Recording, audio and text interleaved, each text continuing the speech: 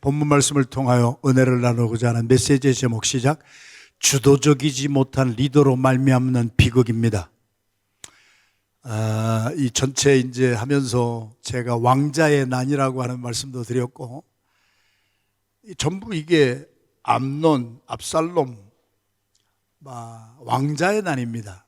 TV 프로그램에 패밀리 퓨드라고 하는 그 프로그램이 지금도 있습니다.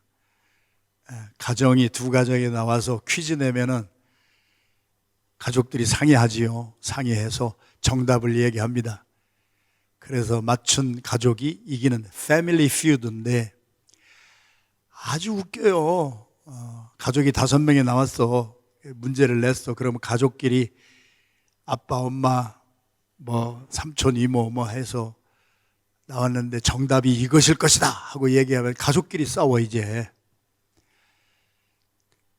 옆에 있는 가족하고 싸워야 되는데 자기 가족끼리 옳고 그르냐를 따지면서 자기 가족끼리 싸우는 거예요.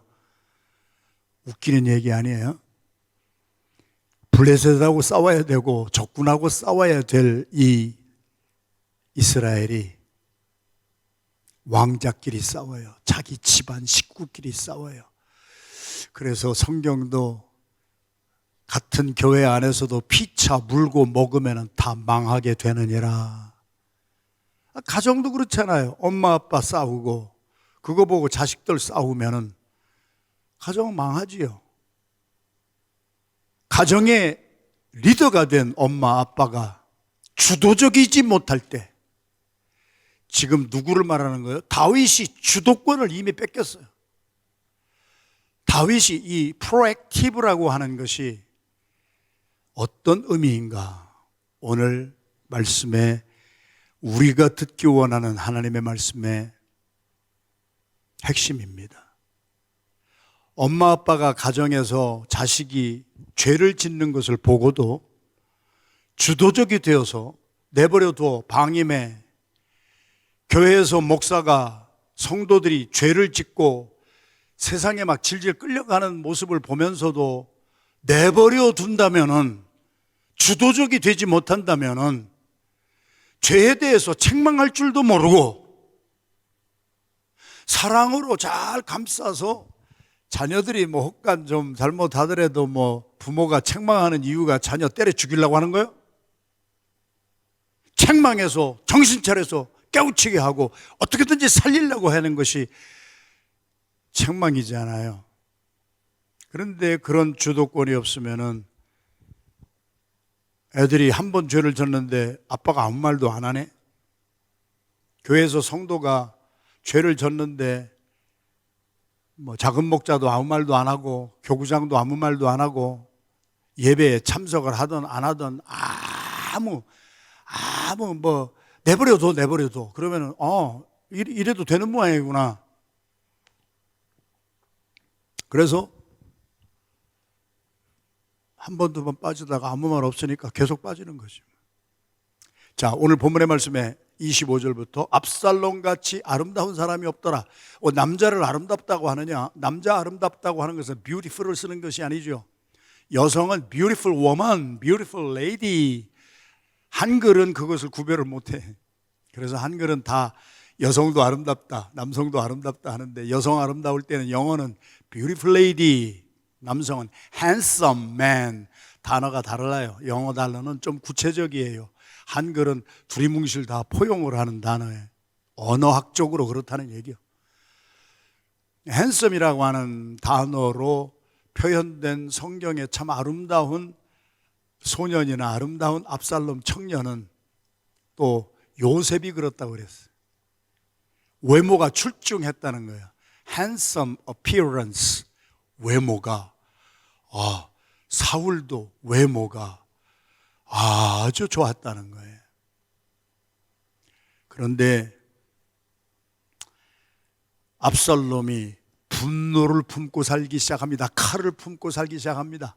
왜 그랬어요? 우리가 이 전장에 나오는 그대로 압살롬에게 여동생이 있었는데 이름이 다말이에요. 너무너무 예쁜 beautiful lady예요. 그래가지고 또 오빠가 아주 예쁜 자기 여동생을 얼마나 사랑했겠어요. 그런데 암논이라고 하는 다윗 왕의 장자, 왕위 계승권 1번 타자. 조금 있으면 다윗이 이제 죽으면 이제 왕이 될 사람이에요. 눈에 뵈는 게 없어요. 자기의 이복 동생이잖아요. 자기는 장남이고 압살롬은 삼남이에요. 배다른 동생이지요. 그래도 이복 동생이에요. 근데 이복 동생이 아름다우니까 보호해 줘야 될 사람이 강간을 해버렸잖아요. 거기서부터 왕자의 난이 시작이 됐고, 거기서부터 다윗의 집안이 계속 저주가 막 따라오는 거예요. 왜? 다윗이 아버지예요. 집안의 아버지예요. 장남이 셋째 아들의 그 여동생, 이복 동생이지, 강간을 했는데 그 소식을 듣고 화를 냈다 하고 화낸 것으로 끝나고 아무 말도 안 하는 거예요. 잠잠한 거예요. 죄를 집안에서 졌는데 내버려 두는 거예요. 압살롬이 분노가 끝까지 찼는데 압살롬도 또 머리를 굴려요. 그러면서 이 기회에 저 암논 장자 때려 죽이고 내가 왕이 돼야 되겠다. 자, 이 왕자의 난, 이조 시대의 왕자의 난하고 똑같아요. 남을 죽이고 자기가 왕이 되려고, 세자가 되려고 하는 그런 거예요. 압살롬이 나쁜 사람입니까? 자칫 잘못하면 성경 공부를 하면 그렇게 할 수가 있어요. 나쁜 놈이지. 나중에 진짜 압살롬이 암논을 죽이고, 그리고 아버지 다윗 반역해서 혁명 일으켜가지고 구테타 일으켜가지고 아버지를 쫓아내는 이 못된 압살롬, 그렇게 생각할 수도 있겠지요. 그러나 하나님은 다윗에게 그때마다 기회를 주셨어요. 바로 잡을 수 있는 기회를 줬어요. 아버지가 암논을 불러서 책망이라도 하고, 너 이놈의 자식아, 네가 무슨 짓을 했는 줄 아느냐? 네가 어떻게 이복 동생이라고 여동생을 강간을 할 수가 있느냐? 거기서 일벌백계로 정의롭게 그 되어가는 집안의 형편을 좀 바꾸어 놓을 수 있는 주도권이 있었어요. 다윗 왕에게 있었어요. 가정에는 아빠가, 엄마가 주도권을 가지고 있고, 교회에는 목사와 전도사들이 주도권을 가지고 있고, 나라에는 임금이나 왕이나 수상이나 권세를 가진 사람이 이 일의 형편을 바꿀 수가 있는 거예요. 안 해요. 그러니까 보는 거예요. 왕이 아무 일도 안 하네? 강간죄를 저질렀는데도 내버려 두네? 하하하. 와, 그러면서 압살롬은 베드로처럼 칼을 품고 살다가 양털 깎는 날은 축제의 날이었잖아요. 다윗에게 하나님은 또 기회를 주셨던 거예요. 압살롬이, 아버지 다윗 왕이요, 우리 집안에 오늘 양털 깎는 날이어서 온 사람들, 동네 사람들 다 초청하고 다 먹이고 하는데 아버지가 좀 오셔서 양털 깎는 날 축제를 빛내주셨으면 좋겠습니다. 성경은 그런 말은 안 했지만, 피곤하다는 말은 안 했지만, 나 피곤해서 못 가, 그럴 수도 있죠. 왕이 잔치자리도 한두 번 간 거 아니고 거기 먹으러 가는 건데 나 먹기도 싫어, 나 못 가 그랬어요. 만약에 그때 갔더라면 사태가 또 달라졌을지도 모르지요. 자, 그런 일이 계속 일어났어요. 주도권을 행사할 수 있는 프로액티브한, 반대는 리액티브지요. 무슨 일이 일어나고 나서, 사건이 일어나고 난 다음에 이것을 수습하려고 하는 사람이 있고, 그런 리더들이 있고, 미리미리 잘 분별해서 아빠나 엄마나 교회의 리더들이나 작은 목자나 교구장이나 뭐 장로나 목사들이 미리미리 되어가는 형편을 보고서 이것을 일이 터지기 전에 어떻게 한번 이걸 바꿔보자라고 하는 사람이 있을 수도 있는 것이고, 그런 거예요. 그래서 아버지가 못 오시면은 왕위 계승 서열 1번 왕자 암논이라도 대신 보내주셔야 내 체면이 좀 쓸 거 아닙니까? 압살롬이 부탁했어요. 그랬더니 그래, 그러면 내가 대리로 보낼게. 다윗이 알잖아요, 머리로. 쟤들은 지금 원수가 된 사이인데 암논을 보내잖아요. 그래서 암논 쳐 죽여버렸어요. 셋째 아들이 장남 왕위 계승 서열 1위의 왕자를 왕자의 난에서 때려 죽여버렸어요. 그것을 듣고 알고도 다윗은 아무 조치도 취하지 않습니다. 주도적이지 못한 리더로 말미암는 비극이 집안을 완전히 뒤덮어버리기 시작합니다. 그러면서 처음에는 암논 때문에 슬퍼하다가 압살롬은 쳐 죽이고 이제 도망갔지요. 그래도 도망갔지만은, 쫓겨갔지만은 살아있는 아들로 인하여서 다윗이 컨솔됐더라, 위로를 받고 압살롬을 그리워했다 하는 것을 보고 눈치가 빠른 다윗 왕의 오른팔 요압 장군이 계교를 꾸밉니다. 여기서부터 계교 꾸민 사람들의 정의롭지 못한 계획을 계교라고 그러잖아요. 간사한 슈루드한 플랜이에요. 그래서 드고아에서 아주 지혜롭다고 소문난 여성, 아마 무당이었을지도 모르지요. 그 여인을 데려다가 요압이 작전 계획을 짜서 줍니다. 이게 삼국지보다 더 재미나? 실제로 일어섰던 왕자의 난이요. 야, 너 가서 이렇게 말해. 그러면은 다윗 왕의 마음이 좀 변할 것 같아. 그래서 그 여인이 상복을 입고 상주인 것처럼 가장하고 다윗 왕 앞에 나가서, 이 무당 같은 여인이 요압에게 뭐 돈도 받았겠지, 뇌물도 받았겠지, 그냥 했겠어요. 좌우지간 가가지고 요압이 시킨 대로 하는 거예요. 왕이요, 내가 왕에게 하소연하려고 왔는데요, 나에게 두 아들이 있었는데 큰 아들이 작은 아들을 시기질투해가지고 때려 죽였네요. 그래서 내 큰 아들을 잃어버렸어요. 지금 암논 얘기하고 있는 거예요. 지금 똑같이 나단 선지자를 통하여서 다윗이 범죄했을 때 네가 우리아를 죽이고 밧세바를 강간한 죄인은 너다 이놈아 하는 복사판이 이 가정에 계속 흐르는 거예요. 그래가지고 큰 아들이 동생을 죽였어요. 그랬더니 동네 사람, 거기 있던 모든 족속, 자기의 클랜, 자기의 일가 친척이 다 모여가지고 저 동생을 때려 죽인 저 큰아들을 죽여버려야 됩니다. 그래가지고 전부가 나와서 난리를 펴서 내가 지금 상주인데 두 아들을 다 잃어버리게 되었습니다. 그러면은 나는 기업 물을 자가 없어집니다. 대가 끊어집니다, 우리 집안에. 그러니까 이 대가 끊어지지 않도록 큰아들이 비록 동생을 죽였지만은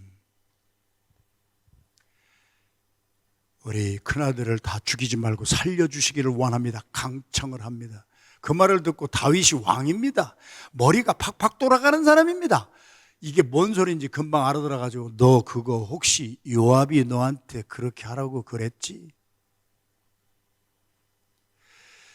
여러분, 그래서 요압의 말을 듣고서야 다윗이 도망갔던 압살롬을 돌아오게 하잖아요. 자기가 주도권이 있는 왕인데 남의 말을 듣고서야 그때서 움직이고 그때서 반응하는 프로액티브한 사람이 아니라 리액티브한 사람으로, 다윗은 벌써 왕이었지만 주도권을 요압에게 다 뺏겨버린 사람이에요.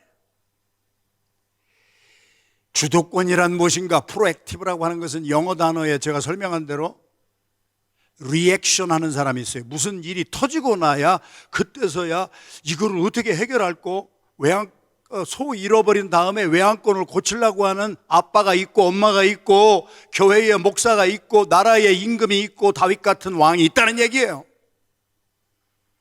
여러분들은 어떠냐는 얘기예요. 지금 이게 다윗의 이야기가 아니라 여러분의 집안에서, 여러분 우리가 교회에서 다 잃고 나서 그때 가서 어떻게 이걸 해결해 보겠다고 하는 아빠 엄마는 아니고 나 목사는 아닌가. 큐티를 하면은 그 음성이 들려지는 거예요. 나는 어떤 리더인가. 교회가 다 깨지고 나서 이거를 한번 다시 세워보려고 하는 리액티브 하는 사람인가, 아니면은 영적으로 분별해서 프로액티브하게 깨지기 전에, 뭔 사건이 일어나기 전에 이것을 한번 막아보려고 하는 리더인가. 저에게 주시는 음성을 듣는 거예요. 그래서 오늘 본문의 말씀을 통해서 영적으로 해석하는 프로액티브의 몇 가지를 봅니다. 첫 번째, 사무엘하 14장 20절, 그 전에 어제 큐티 하신 분은 알잖아요. 14장 20절을 봅니다. 같이 읽겠습니다. 시작. 이는 왕의 종 요압이 이 일의 형편을 바꾸려 하여 이렇게 함이니이다. 내 주 왕의 지혜는 하나님의 사자의 지혜와 같아서 땅에 있는 일을 다 아시나이다 하니라. 자, 그래서 이 드고아에 있는 무당 같은 과부, 무당 같은 여성을 요압 장군이 이 여자의 얘기를 들었겠지. 신통방통한 아주 무당이라는 소리를 들었겠지요. 점 잘 치는 사람이라고 들었겠죠. 지혜가 있다고 들었겠죠. 그래서 돈 주고 와가지고 너 이렇게 하라 그랬더니 다윗이 그걸 듣더니 아이고 너 요압이 시켜서 이걸 했구나. 그랬더니 이 여인이 진실을 말하는 거예요. 네, 맞습니다. 왕의 오른팔인 요압 장군이 나를 시켰는데 프로액티브란 성경이 해석하는 것을 저는 들은 거예요. 프로액티브한 리더 요압은 이 일의 형편을 바꾸려고 하는 거예요. 바꾸려고. 자, 프로액티브, 주도적이란 현재의 상황을 다 깨지고 난 다음에 추스리려고 하는 것이 아니라 지금 미리 바꾸어서, 주도적으로 바꾸어서 형편을, 사정을 바꾸기를 원한다. 깨달음이 있으면 아멘 합시다. 여러분의 가정으로 직접 들어가서 빨리 지금 이것을 어떻게 해보라는 거예요. 지금 여러분의 가정에 문제가 있으면 이것이 깨지고 나서 이대로 가다가는 문제가 있을 것 같은데, 우리의 교구나 목장에서도 교구장이나 작은 목자가 이 성도들끼리 이렇게 하는 것을 보면은 이거 나중에 이거 문제가, 이게 작은 문제가 막 큰 문제가 돼서 이거 교회가 큰 문제가 될 것인데, 팀장이 그것을 알 수 있다면, 작은 목자나 교구장이나 목사가 그것을 발견할 수 있었다면은, 마태복음에 나오는 예수님의 방법대로 그 사람만 불러서 당신이 이거 잘못했으니까 이거 책망을 해줘야 돼. 그런데 그것을 놓치면은 주도권 다 뺏기는 거예요. 형편을 바꾸지를 못하는 거예요. 그것이 불씨가 돼서 나중에 교회가 깨지는 것을 보십시오. 가정이 깨지고 이혼하고 삼혼하고 막 하는 것을 보십시오. 별것도 아닌 문제 그냥 내버려 뒀다가 해결이 안 되고 부부끼리 막 엉금이 생기고 막 그것이 막 나중에 커가지고 나중에 크게 되잖아요. 사업은 안 그렇습니까? 저는 사업은 잘 몰라도 원리는 아는 사람이에요. 사업 안 되는 이유가 있어요. 그것을 하나님의 법도에 따라서 이 일의 형편을, 야, 이게 좀 안 되는데 이거를 어떻게 한번 바꿔봐야 되겠다 하는 주도권을 놓치면은요, 끝나는 거예요. 같이 한번 읽어봅시다. 주도적이란 현재의 상황을 바꾸어 보고 싶다 한다는 뜻이에요. 깨달으면 아멘 합시다. 여러분의 가정에 적용하십시오. 목사면은 우리의 교회를 보는 거예요. 이대로 안 되겠다 할 때는 잘못한 사람 부르는 거예요. 내 방으로 부르는 거예요. 장로님이건 뭐 집사건 뭐 상관없어요. 저는 그렇게 살았어요. 공중 앞에서는 말을 안 했어도 이대로 내뒀다가는 나중에 우리 교회에 큰 파괴력 있는 불씨가 되겠구나 하는 사람은 내가 불렀어요. 불러서 책망했어요. 책망하면은요, 두 종류로 나눠요. 삐져가지고 교회 떠나는 사람이 있고, 잘못했습니다 하고 그 자리에서 사과하고, 그러면은 앞으로 이렇게 하십시오 하는 말을 순종하는 사람이 있고, 그렇게 앞으로 하겠습니다 하고도 또 대충 넘어가는 사람이 있고, 다 분별하는 거예요. 그렇게 하는 주도적인 이유는 뭐예요? 그 사람이 나빠서 그래요? 그 사람을 살리려고 하는 거예요. 교회를 살리려고 하는 거예요. 그대로 내뒀다가는 나중에 이것이 불씨가 될 것을 뻔하게 알기 때문에 내버려 두고 모르는 척하고 무감각하게 무정하게 내버려 두면은, 주도적이 되지 못하면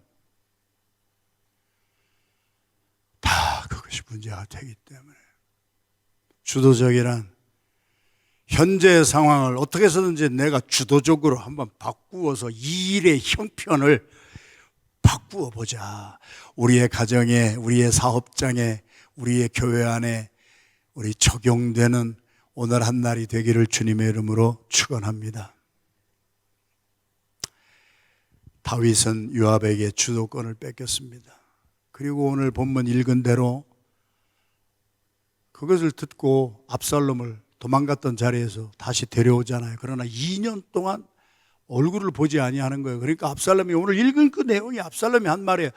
아니, 나를 그술에서, 우리 어머니의 고향에서 나 지금 잘 편안하게 살고 있는데 왜 나를 오라고 하더니 2년 동안 왕이 나를 한 번도 찾지도 아니하고 왕이 내 얼굴을 보지도 아니하는데, 그렇다면 뭐하러 나를 여기까지 오게 했느냐 말이지. 나 그술로 돌아갈까? 차라리 거기에 우리 어머니의 고향 구슬 땅에서 내가 대접받고 살았는데 오라고 그래서 왔어. 다윗 왕이 불러서 왔어. 왔는데 나 얼굴도 보여주지 아니하고 2년 동안 찾지도 아니해. 그래서 압살롬이 그런 말을 하는 거잖아요. 그러면서 뭐를 하는 거예요? 압살롬의 입에서 왕위 계승권자 1번이었던 암논이라고 하는 장남을 쳐 죽였던 살인자가 하는 말이 뭐예요? 만일 내가 죄가 있으면 왕이 나를 불러서 데려다가 나를 죽여버리는 것이 정의로운 것이지. 아니, 내가 죄 지은 사람인데 죄 지은 사람을 오라고 해놓고 또 책망도 안 하고. 압살롬이 한 말이에요. 내가 죄 지은 거 나 알아요. 그러면 나를 불러서 나를 때려 죽이세요. 나 살인자예요. 그런데 불러놓고는 가타부타 얘기도 안 하고, 다윗이 주도권을 다 뺏겼어요. 일의 형편을 바꿀 수 있는 타이밍이 계속 주어지는데 감각이 없는 거예요. 그냥 내버려 두는 거예요. 그러니까 압살롬의 입에서 내가 죄가 있거든 나를 때려 죽이세요.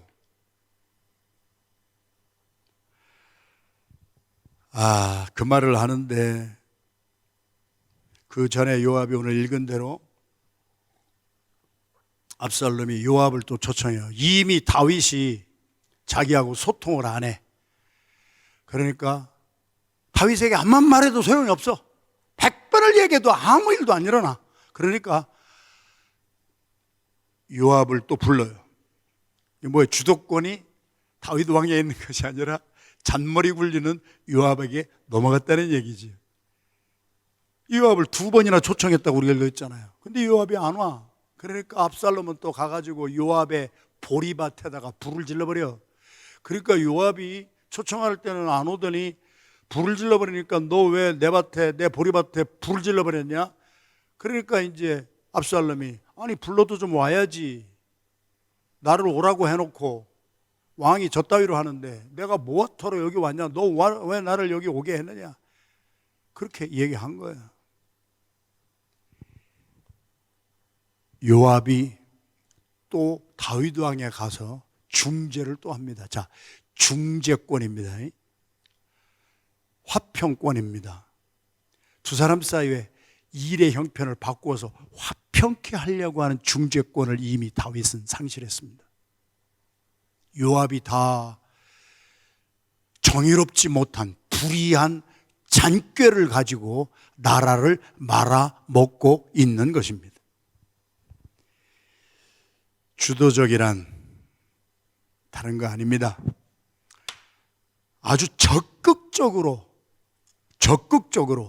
하나님의 정의로 다스리는 것입니다. 그런데 그것을 정의에 다스리는 주도권을 다윗은 이미 상실했습니다.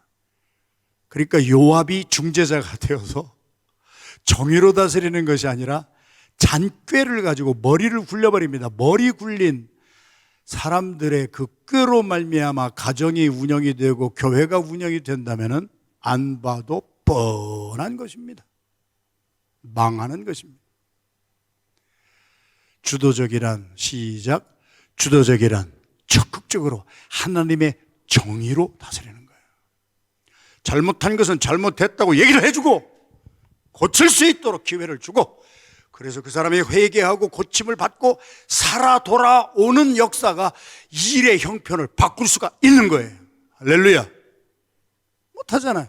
다윗 주도권이 주어졌는데도 그것을 사용을 안 하고 이리 보고 저리 보고 눈치 보다가 이 모양까지 왔잖아요. 아까도 말씀드렸습니다만 압살롬이 간교한 계교로 왕의 아버지가 못 오시겠다면은 암논이라도 보내주세요. 왕위 계승 서열 1번. 그때도 주도권을 행사해서 다윗이 가서 둘 불러놓고 화해시켰으면은 아무 일도 안 일어났을 거예요. 고린도후서 5장 17절, 18절, 19절을 같이 읽겠습니다. 시작. 그런 정도든지 그리스도 예수 안에 있으면 새로운 피조물이라. 이전 것은 지나갔으니 보라 새 것이 되었다. 저와 여러분들이 예수 믿고 중생을 정말 했다면 정신 바짝 차리고 들으세요. 다 뭐 중생했다고 뭐 난리들을 펴요. 같은 팀 안에서도 분열이 일어나면은 그것을 두 사람을 불러놓고 야 우리가 화해하자, 하나 되자, 이렇게 하는 사람이 많이 없어. 요즘에 우리 교회를 말하는 것이 아니라 요즘 다 그래. 왜? 정치하는 사람은 정치하는 사람대로 상생하자, 배너 스테이트먼트는 우리가 다 같이 살자 이렇게 해놓고 뒤에 가서 다 죽이잖아요. 상대편 죽여야 내가 대통령이 되니까. 미국이나 한국이나 어디나 다 똑같잖아요. 죄성이 흘러서 그래요. 그런데 정말 본어게인하고 새로운 피조물이 된 사람은 18절 시작.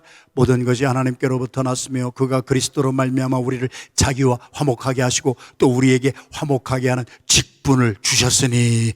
19절 시작. 곧 하나님께서 그리스도 안에 계시사 세상을 자기와 화목하게 하시며 그들의 죄를 그들에게 돌리지 아니하시고 화목하게 하는 말씀을 우리에게 부탁하셨느니라. 저와 여러분들이 예수 그리스도를 믿고 본어게인하고 중생한 사람에게는 두 가지 역사가 일어나요. 첫째 뭐예요?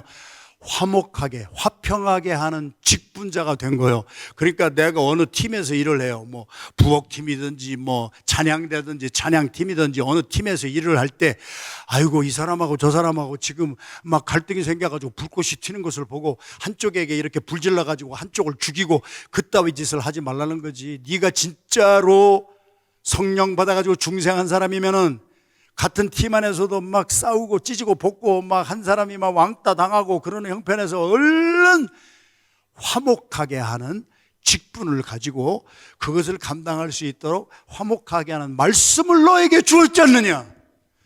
말씀 막 암송만 하고 말씀을 많이 한다고 지식을 자랑하는 것이 아니라 하나님이 주신 그 화목하게 하는 직분과 화목하게 하는 말씀을 가졌다면 누군가 한 사람은 피스메이커가 되지 아니해야 되느냐. 예수님이 어떻게 사셨느냐. 그는 우리의 화평이신지라 둘로 하나를 만드사 중간에 막힌 담 원수된 것을 자기 육체로 때려 부수시고 법조문으로 된 계명의 율법을 폐하셨으니 이는 화평하게 하기 위하여서 유대인과 이방인을 하나 되게 하기 위하여서 자기 안에서 예수 안에서 성령으로 거듭나게 하사 유대인도 거듭나게 해서 메시아닉 주의시가 막 나오고 있고 우리 이방인들도 이거 막 개 취급받던 사람들도 예수 믿고 거듭나서 중생을 하여서 자기 안에서 예수 안에서 예수의 피로 그리스도 안에서 A new man 거듭난 한 사람을 지으사. 할렐루야. 예수님은 자기를 죽여서 하나 되게 하셨지 않느냐. 그런데 우리는 교회에서 뭐 하다가 삐지면은요 3대가 원수가 돼요. 이게 복음이 있는 사람이냐 예수의 영이 있는 사람이냐 자문을 해야 되는 거 아니에요. 아니 저에게 주시는 말씀이에요. 너는 혹시 네 마음대로 잘 안 듣고 네 마음대로 잘 안 하는 전도사나 부교육자들을 혹시 미워한 적이 없느냐?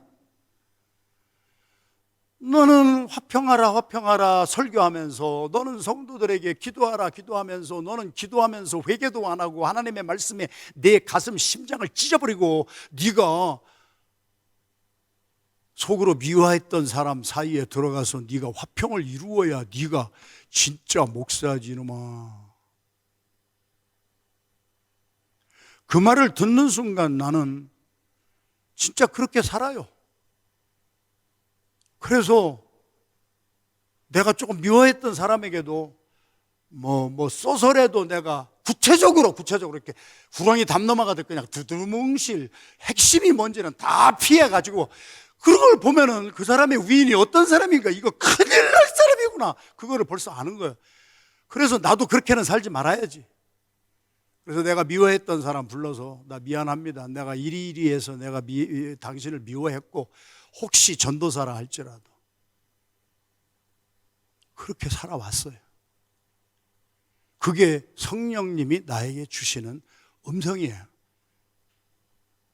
예수 그리스도를 믿고 중생한 나라면은 나도 어떻게 해서든지 나를 돌아보고, 나도 난 미워했던 거 용서해 주세요. 전도사라 할지라도, 뭐라 할지라도, 마음에 안 들을 때도 있지. 전도사님들이 하는 거 보면은 해결이 되면은 미워하는 것이 없지만, 해결이 안 됐을 경우에는 그것 때문에 내가 상처받고, 그러면서 나는 단위에 올라가서 여러분 서로 용서하고 사세요, 쓰잘데없는 실탄없는 공포를 빵빵 쏴대고 말이나 하고 나는 행실이 없다면 내가 무슨 목사인가? 주도적이란 피스메이커가 되라는 거예요. 화평하게 하라는 거예요. 여러분의 사역의 작은, 여러분의 가정 안에서부터도 부모하고 자녀하고 막 갈등이 있다면은, 부모가 왜 자식 앞에 나가서 쏘리 할 줄을 모르느냐 이거지. 아들아, 내가 미안하다, 아빠가 잘못했다. 그래야 그 가정이 살아나는 것이지. 딸아, 미안해, 내가 너를 미워했어.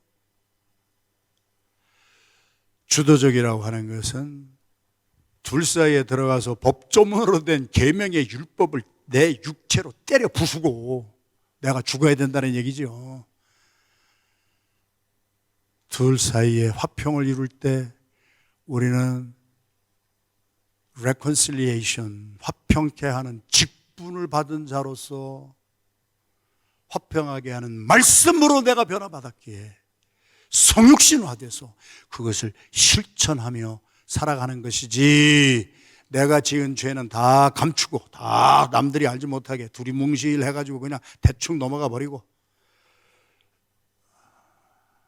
남의 지은 죄는 아주 그냥 착 발라버리고, 보십시오, 나중에들 보십시오, 그렇게 사는 사람들이 교회 말아먹습니다. 그것을 분별을 못하면 다 속아가지고, 굉장히 좋은 사람인 척 다 속아가지고, 가정도 그래서 가정이 파괴되는 것이고, 교회도 똑같은 것이고, 하나님 앞에 정직하게, 그래서 화평케 하는 자의 주도적인 우리의 삶이 되기를 주님의 이름으로 축원합니다. 마지막으로 주도적이란 뭐냐? 아니 내가 다윗이라고 내가 이제 다윗의 신발을 신고 계속 큐티를 하는 거예요. 그러면은 내가 왕위를 물려줘야 될 장남이 죽었어요. 그리고 이제 그 다음 두 번째 아들은 병인가 뭐로 이제 벌써 죽어버렸고, 이제 다음 계승자는 압살롬이 번호를 타고 있어요. 번호를 탄 압살롬이 왔어요. 자기가 요압 때문에, 또 요압이 꾀를 부려가지고 점쟁이 불러가지고 막 비유를 통해서, 그래 알았어, 요압이 그랬구나, 그래 그 여인도 그래요, 당신의 오른팔 요압 장군이 지금 돌아가는 집안의 형편을 좀 바꿔보려고 그렇게 계략을 나한테 준 거예요. 그렇게 다 알고 불러왔다면은, 다윗이 70세에 돌아가셨거든요. 저도 나이가 70세거든요. 저도 그렇게 오래 살고 싶은 마음 없어요. 제가 살아봤자 120살까지 살아보았던 모세가 120세를 살면서, 그 옛날에도 120세까지 살면서 본 모세의 이 눈에서 뭐라고 그랬어요? 시편 90편. 나는 120세까지 살았지만 그렇게 사는 사람은 그저 한두 명이고 대부분은 70세 때 다 죽더라. 그리고 조금 몸 관리 잘 철저히 잘해서 산 사람은 80대에 가서 죽더라. 인생이 그렇게 짧고 수고와 슬픔뿐이고 그것도 신속히 날아간다. 그때나 지금이나 똑같잖아요. 이 강단에 서서 메시지를 외치셨던 OM, Operation Mobilization, 기동 타격대 OM 선교회의 설립자 조지 바워 총재가 이 다리에서 2번이나 초청받아 와서 이 단에서 설교했잖아요. 엊그저께 천국 가셨어요. 84세예요. 제가 쓰는 책마다 제가 프린스턴의 후배라고 선배 되신, 제가 38대 총회장인데 22대 총회장을 지내셨던 박희민 목사님이 제가 책만 쓰면은 나의 사랑하는 후배 막 추천사를 써줬던 그 미국의 영적인 지도자 박희민 목사님 87세에 천국 가셨잖아요. 지난 주간에. 쟁쟁하던 분들도 모세가 그 옛날에나 지금이나 의술이 발달하고 막 과학이 발달해도요, 대개는요 80대에 대개 가세요. 저 70이에요. 살면 얼마나 살겠다고. 내가 뭐 살 국리를 하려고 뭐 내가 돈이 필요하겠어, 뭐가 필요하겠어. 내가 끝까지 어떻게 하면은, 좀 정직하게 어떻게 하면은 끝까지 한번 달려가 볼까. 그 끝까지가 뭐예요? 교회에 잘못된 성도들 불러서라도 죄를 책망해주고 살려내야지. 여러분이 T6권을 왜 들어오셔야 될 이유가 뭐냐? 저도 T6권에서 배운 거기 때문에 그래요. 그 전까지는 몰랐어요. 책망과 징계에는 3가지가 있는데 가장 약한 것이 공적으로 목사가 설교하면서 책망하는 거예요. 설교할 때 책망의 메시지를 안 하고 성도들 쥐나 즐겁게 하고 위로나 해주는 목사는요, 귀에 듣기 좋지. 그러나 그거는 성도들을 죽이는 것이라 그랬어. 그리고 책망이 내가 승질나서 하는 게 아니라 그를 어떻게 해서든지 죄에서 깨쳐서 살려보려고 하는 거예요. 2번째, 그래도 말을 안 들으면 불러서 당신이 뭐를 잘못했는지를 가르쳐줘. 의사가 정말 환자를 사랑하면은 당신의 지금 암은 여기에 있고 이 문제입니다라고 하는 것을 말을 안 하는 의사는 그건 죽은 의사지. 그 책망을 지적해 줘야 그 사람이 살아나지. 근데 그것도 안 해. 그러면은 교회 앞에 알려라. 그 사람이 한 일을 공개적으로, 어떤 사람이 어느 날 몇 시에 어디를 통해서 어떤 짓을 했다 하는 것을 교회 앞에 전체에 알려가지고, 그래도 회개를 안 하면 사탄에게 넘겨줘라. 교회에서 쫓아내라. 엑스커뮤니케이션, 징계와 권면은 3종류가 있어요. 그게 뭐예요? 하나님의 정의대로 법도대로 하지 아니하면은 교회에서 쫓아내거라. 사탄에게 주어라. 그래서 세상에 나가서 당해보고 다시 또 회개하고 돌아오게 하거라. 책망의 목적은 죽이려고 하는 것이 아니라 살리는 거잖아요. 의사가 당신 암이에요 하는 것이 죽이려고 하는 거예요? 어떻게든지 살려보려고 하는 것이지. 주도적이지 못하면은 그렇게 되는 거예요. 그래서 데려왔으면은 왕권을 넘겨주면 되잖아. 이제 가만히 있어도 압살롬이 왕이 되는 순서잖아. 자기가 70세에 돌아갔는데 다윗도 지금 나이가 많아서 늙었는데 조금 있으면 자기도 죽을 줄을 아는데 뭐 그거를 잡고 앉아있어. 주도적이란, 마지막 하나 더 봅시다. 시작. 주도적이란 하나님의 사랑과 정의로 죄를 상대하는 것이고, 주도적이란 자신이 쥐인 권세를 다음 받을 사람에게 다 고난을 넘겨주는 거예요. 넘겨주는 거예요. 저는 5년 전부터 저의 후임을 성령의 감동으로, 저하고 아무 인연도 없어요. 학년도 없고 뭐 같은 고향 출신도 아니고 같은 학교 출신도 아니고 이스라엘에 갔다가 성령의 감동으로 만난 임재용 목사님 5년 전에, 그리고 지금은 임시당회장직까지 주고, 나는 당회도 안 들어가잖아요. 모든 권한을 넘겨줬잖아요. 저는 이제 몇 달만 있으면 이제 이 교회를 떠날 사람이잖아요. 그런데 내가 무슨 권한을 왜 쥐고 내가 다 쥐고 흔들어버려. 우리 노회가 속한 필라 노회, 동노회 시절에 제가 제일 어렸던 목사였을 때 저는 어른들이 하는 짓을 본 사람이에요. 한국에서부터 자기 후임이라고 후임 목사로 지목해서 데려다던 목사를 한 2, 3년 잘 써먹고 나 은퇴 안 해. 그리고 토사구팽에서 내보냈는데 한 목사가 4명을 죽이더라고. 내가 그걸 봤어요. 제가 한 노회에서 제일 어렸던 목사 시절에 존경받아야 될 어른 목사가 자기가 가지고 있는 그 담임 목사라고 하는 그 권세와 권위와 권한을 놓기 싫어서 내 후임이 돼서 오세요 하고는 한 2, 3년 부려먹고 빵 차버리고 또 다른 사람 또 불러다가 또 부려먹고 빵 차고 4명을 그렇게 해서 지금도 그 2분은 지금도 올 때 갈 데 없이 고통당하고 여기서 살아요. 저하고 가끔 통화해요. 압살롬 데려다 놨으면 이제 암논 죽었어. 둘째 아들도 죽었어. 압살롬이 언젠가는 왕유가 돼. 그러면은 넘겨줬으면은 압살롬이 나중에 혁명 일으키고 아버지를 배신하고 아버지를 죽이려고 덤벼들지는 않았을 거 아니에요. 내가 나라 얘기하는 거예요. 부부끼리 좀 싸우지 말자는 얘기예요. 부부끼리 뭔 권세가 그렇게 많다고. 부부끼리 자기가 가지고 있는 권세 가지고 남편 쥐어 흔들고 아내 쥐어 흔들고 자식 쥐어 흔들어. 그게 권세가 아니에요. 그걸 준 것은 정의롭게 그리고 사랑으로 하나님의 공의와 사랑으로 내 속세기는 남편도 품어주고 속세기는 아내도 품어주고 속세기는 자식도 가정에서부터 품어주고 기도해주고 그러면은요 다 변화받아. 할렐루야. 우리의 삶의 가정에서부터 교회 안에 나라와 민족도 정치하는 아주 뉴스도 보기 싫어서 뉴스도 조금 보다가 요새는 아주 식상했어요. 뻔한 거 가지고 서로 죽이잖아. 서로 거기에서 상생하기 위해서 자기를 죽여서 하나 되게 하는 사람이 없잖아요. 어떤 사람 하나가 좀 팍 내려놓고 하나가 되게 하면은 그래서 자기가 가지고 있는 기득권 다 포기해서 나라를 살리려고 하는 마음이 있다면은 옛날에는 그런 사표들이 있었잖아요. 근데 나라를 보아도 신청치 않아. 교회들마다 요즘에 뭐 한국교회는 말할 것도 없고 막 별일들이 교회에서 다 일어나는 것이 뭐냐, 기득권 쟁탈전들을 하고 있어. 그거 내려놓을 때 그리고 사랑으로 자녀들을 품어주고 나 속썩이는 남편 아내를 품어주고 속썩이는 성도들을 품어주고 속속에는 전도사들 교육자들이라도 다 품어주고 그렇게 사랑으로 가서 하나 되게 할 때 가정도 살고 교회도 살고 나라와 민족도 살아나게 될 줄로 믿습니다.